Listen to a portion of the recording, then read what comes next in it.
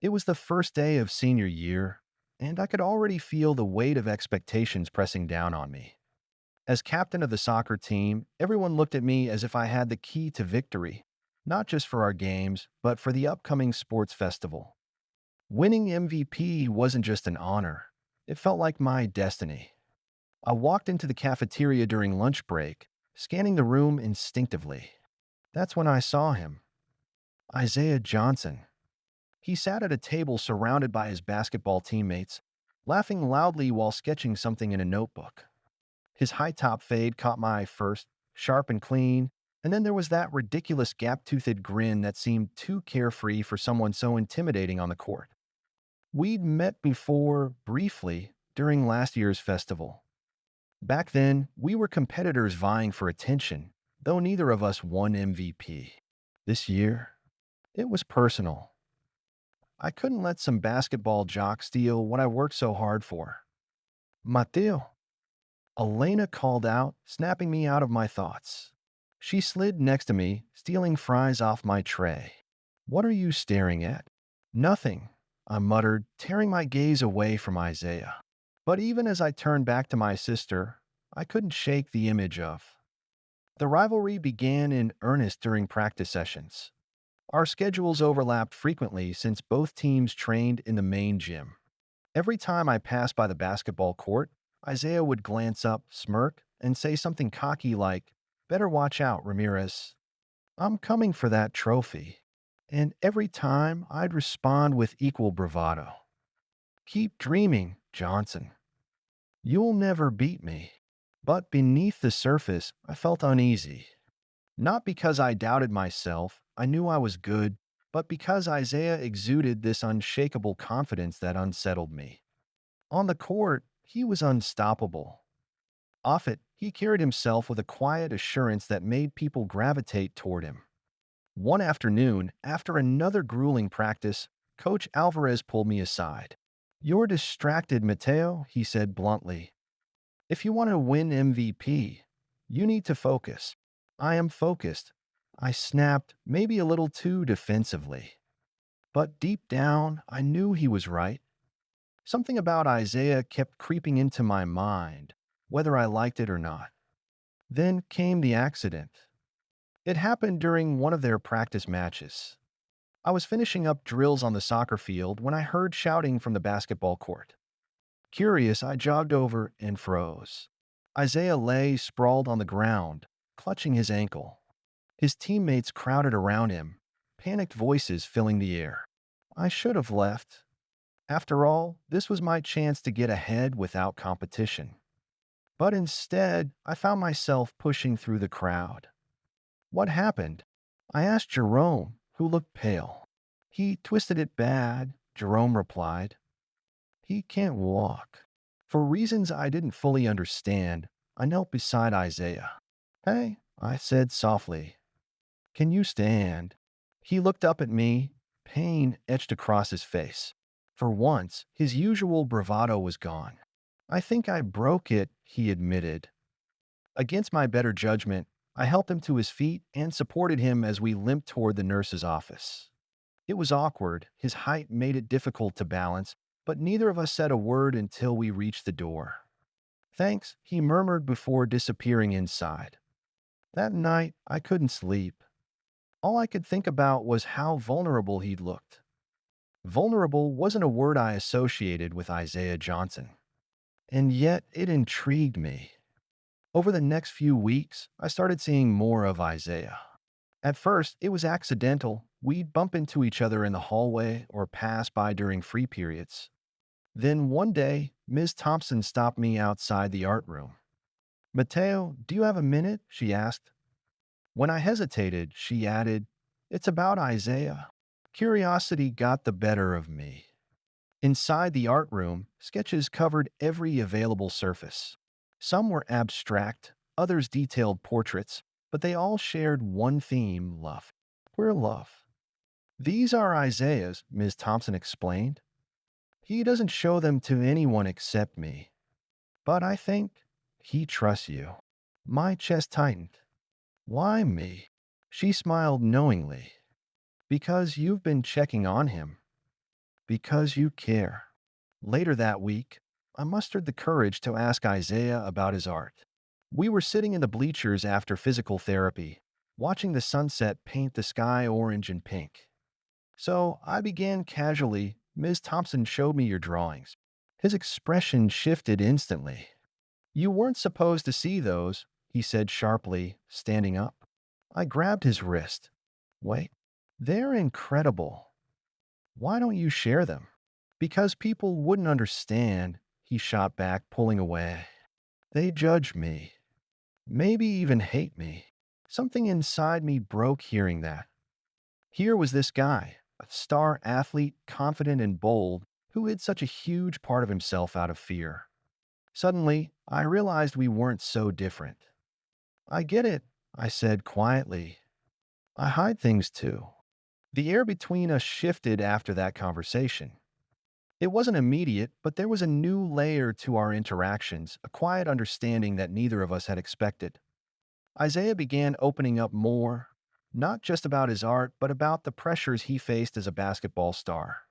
And I found myself sharing things I'd never told anyone, not even Elena. One afternoon, we met in the art room.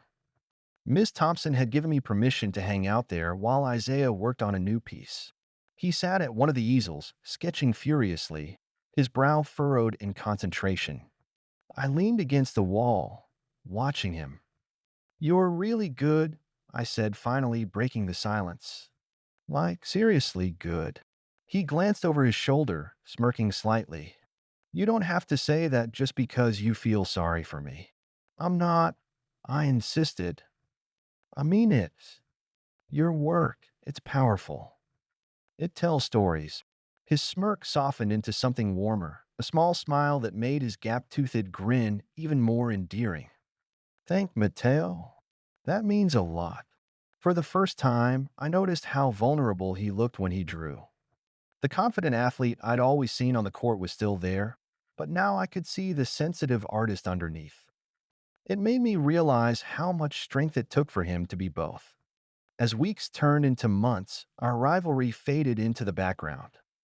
We spent more time together, sometimes practicing our respective sports side by side, other times talking late into the night about everything and nothing. He introduced me to his favorite comic books, and I taught him some basic soccer move, which he hilariously sucked at. But it wasn't all smooth sailing. There were moments of tension, especially when old habits resurfaced. During one particularly intense practice session, I accidentally elbowed him during a scrimmage game. He stumbled back, clutching his ribs, and glared at me. What the hell, Mateo? He snapped.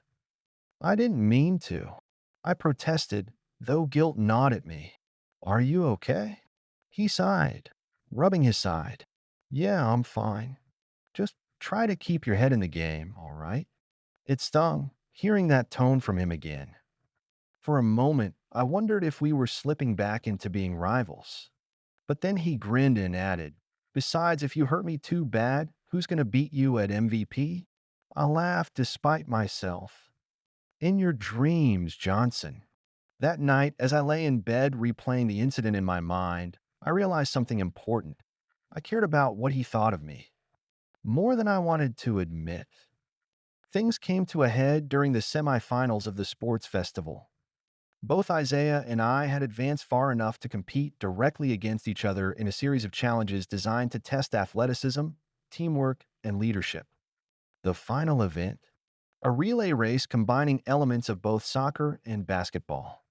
Tensions ran high. Everyone gathered in the stands, cheering wildly as we prepared for the race. I caught sight of Elena waving frantically at me, her pom-poms shaking with excitement.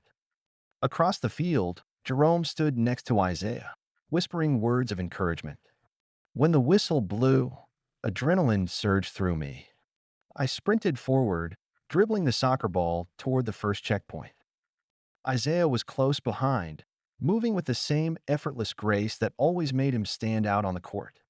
As we passed the baton to our teammates, I couldn't help but glance at him. His focus was absolute, his determination unwavering. But halfway through the race, disaster struck. One of Isaiah's teammates slipped, dropping the baton. The crowd gasped as Isaiah hesitated, torn between continuing the race or helping his teammate. Without thinking, I shouted, "Go back for him." Isaiah froze, then nodded.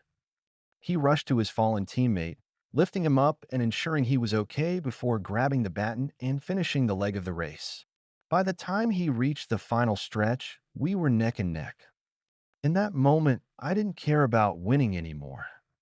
All I cared about was making sure Isaiah crossed the finish line safely. We lost, or rather, I lost. Isaiah's team won the relay race, securing their spot as favorites for MVP. But as we stood together afterward, drenched in sweat and breathing heavily, I felt no bitterness, only relief and pride. "You let me win," Isaiah accused lightly, raising an eyebrow. "No way," I shot back, though we both knew it wasn't entirely true. "You earned it." He smiled, stepping closer. "Still, thanks for shouting at me earlier. I wouldn't have gone back if you hadn't said something." "Anytime," I replied, my voice softer than intended. For a long moment, we just stared at each other.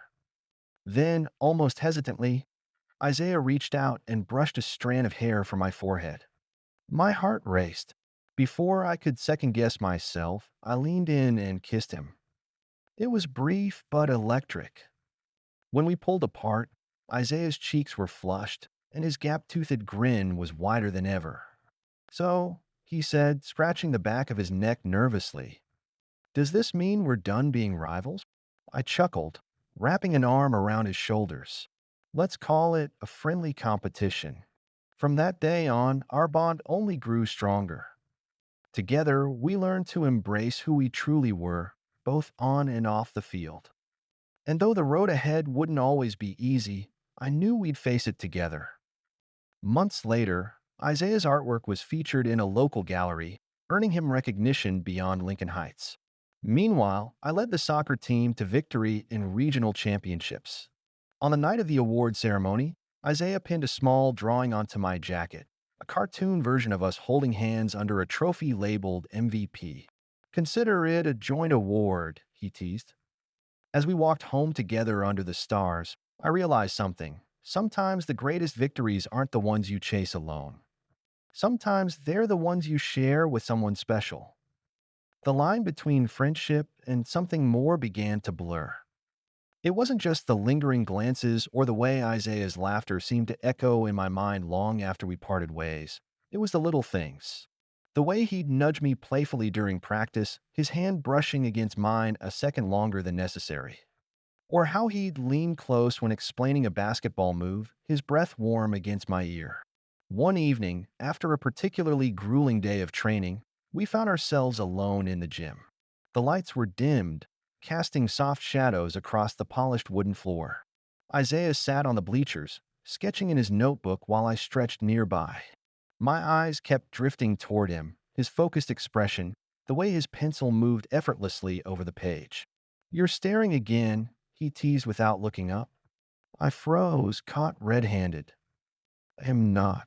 He smirked, setting the notebook aside and turning to face me. "You are. What's on your mind, Ramirez?" For a moment, I considered brushing it off with a joke. But something about the quiet intimacy of the moment made me pause. "Just thinking about how different you are from what I expected." "Oh, yeah." He raised an eyebrow, intrigued. "Different how?" I hesitated, choosing my words carefully. "On the court, you're unstoppable. Confident. But off it, you're softer. More real." His smirk softened into a genuine smile. "And that surprises you?" "Kind of," I admitted. "I guess I didn't expect someone like you to have so many layers." He tilted his head, studying me intently. "What about you, Mateo? Do you think I see all your layers?" My heart skipped a beat. Before I could respond, he leaned closer, closing the distance between us. For a split second, I thought he might kiss me, but instead, he rested his forehead against mine, his gaze searching mine. "I think there's more to you than you let people see," he whispered. "And I want to know every part of it." That night changed everything. Or maybe it confirmed what had been brewing beneath the surface all along. Over the next few days, our interactions became charged with unspoken tension. Every accidental brush of hands, every shared laugh felt heavier, more significant. It came to a head one rainy afternoon. We'd taken shelter in the art room after a sudden downpour interrupted practice. The sound of rain drumming against the windows filled the silence as we sat side by side, watching droplets race each other down the glass. You ever wonder what it would be like?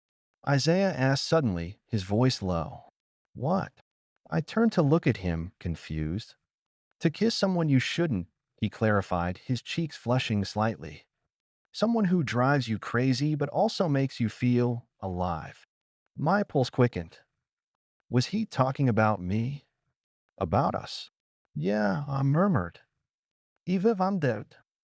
Neither of us moved for a moment, the air thick with anticipation. Then, slowly, Isaiah reached out and cupped my face in his hand. His touch was electric, sending shivers down my spine. Mateo, he breathed, his voice barely audible over the rain. Can I? I didn't answer. Instead, I closed the distance between us, pressing my lips to his. The kiss was tentative at first, almost hesitant, but then it deepened, fueled by weeks of pent-up desire. His fingers tangled in my curls as I wrapped my arms around his waist, pulling him closer. When we finally pulled apart, both of us were breathless. Isaiah rested his forehead against mine again, his eyes shining with emotion. Wow, he whispered. That was incredible. I finished for him, my voice hoarse. He laughed softly, nodding.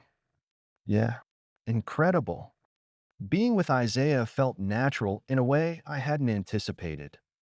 We fell into a rhythm, stealing moments together whenever we could. A quick kiss behind the bleachers, holding hands under the table during lunch, exchanging longing looks across crowded hallways. But it wasn't without its challenges. Jerome noticed first. One day after practice, he cornered Isaiah in the locker room. I waited outside, pretending not to eavesdrop, but their voices carried through the door. You've been acting weird lately, Jerome said accusingly. Something's going on with you, man. Bill. It's nothing, Isaiah replied, though his tone wavered. Bullshit. Is this about Ramirez? You two have been spending a lot of time together. I held my breath, waiting for Isaiah's response. After a long pause, he sighed. Yeah, okay. There's something between us. But it's none of your business. It is my business if it affects the team. Jerome shot back. Do you even realize how much heat you'll get if people find out? Isaiah's voice hardened. I don't care what people think anymore. This is who I am, and if they can't handle it, that's their problem. When he emerged from the locker room, his jaw was clenched, but his expression softened when he saw me. You heard that, huh? I nodded. Are you okay? Yeah. He forced a smile. But we need to talk. That night, we met at our usual spot, the art room. Isaiah looked troubled, his usual confidence replaced by uncertainty. What happens now? He asked quietly. If people find out about us, we'll deal with it, I assured him. Together. But what if they hate us? What if they judge us? They might, I admitted. But we can't live our lives afraid of what other people think. Not when we've come this far. He stared at me for a long moment, then nodded. You're right. I'm done hiding. The next day, we walked into school holding hands. Whispers erupted around us, some supportive, others cruel, but we didn't let it faze us. When Elena spotted us, she squealed and ran over, throwing her arms around both of us. It's about damn time, she exclaimed, making us laugh. Even Miss Thompson gave us a knowing smile when she passed us in the hallway. Proud of you both, she said simply. By the end of the week, the initial shock had settled. While not everyone accepted us, those who mattered most stood by our side, including Jerome, who eventually apologized to Isaiah. As for the sports festival MVP title, neither of us won it. But standing together on the sidelines, cheering for our respective teams, I realized something important. Winning wasn't the point anymore. Love was. Months later, Isaiah's artwork gained recognition beyond Lincoln Heights, inspiring others to embrace their true selves. Meanwhile, I led the soccer team to victory in regional championships, proving that leadership isn't just about strength, it's about heart. On the night of the award ceremony, Isaiah pinned a small drawing onto my jacket, a cartoon version of us holding hands under a trophy labeled MVP. Consider it a joint award, he teased. As we walked home together under the stars, I realized something. Sometimes the greatest victories aren't the ones you chase alone. Sometimes they're the ones you share with someone special.